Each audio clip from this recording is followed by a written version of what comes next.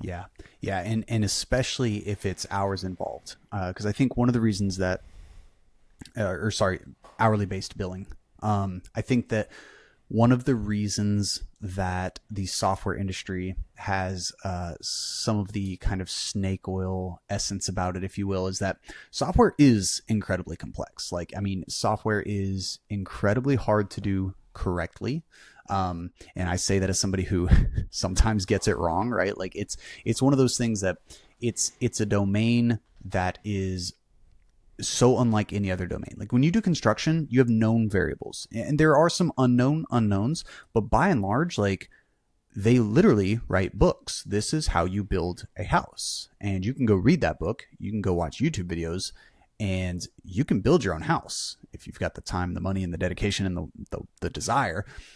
Software is really hard. It is really, really hard. So when you start combining, here's this hard thing, and I'm going to charge you how long it takes me to do this hard thing, the more unknowns that you have, the more complexity, the less nailed down your requirements are, man, that thing's just going to expand like a balloon. And so getting an estimate is much different from getting a fixed quote. And I think that a lot of people are starting to realize that. And I hope the software industry is kind of starting to turn a little bit and the developers are taking more of that risk on themselves to say, okay, I've built a website before. I've nailed down the requirements with this client. I think that I can sufficiently eat this risk and we can deliver it for X, right? That puts the benefit. You take the risk upon yourself. It puts the extra benefit upon the client. And they don't have to worry, like, because again, like you said, is this a $60,000 to $80,000 investment? Maybe. Is it a $200,000 investment? Not if I think it's a $60,000 to $80,000 investment. And that uncertainty is a huge part of why software projects fail. You know, it should be about a delivered result, not the length of time it takes to deliver said result. Yes. And that is also on the operators and the CEOs, like the clients. If you're the person coming to an agency or developer, it's a big problem that I see.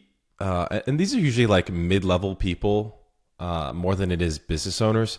But you should be able to come to them and articulate exactly the problem and what you're solving for and what is the desired result. What does it good look like? Because oftentimes we get into a conversation with someone who maybe wants to like launch a software product, or they have existing business and they want to add a software wing that they might want to commercialize to their customers. And it's so typical that like we ask them, hey, how do we get this off the ground? And they go, well, I like it to do this and this and this and this and this and this and this. And they don't realize that it's not just a cool little feature that takes a few extra days, that each feature that they're adding on is adding another $100,000. And this thing is going from $100,000 to $600,000 if you actually wanted to build all of that with a functionality. And so that's why I would just say, for anyone who's not technical, that's totally fine.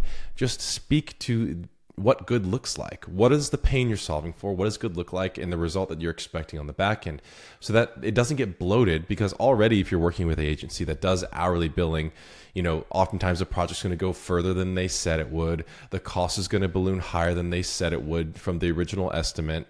And then also, you know, this what we call scope creep is going to increase as well, where you're trying to do more and more things adding on to it, which is going to increase your cost, and you're going to lose focus on what you're originally trying to solve for.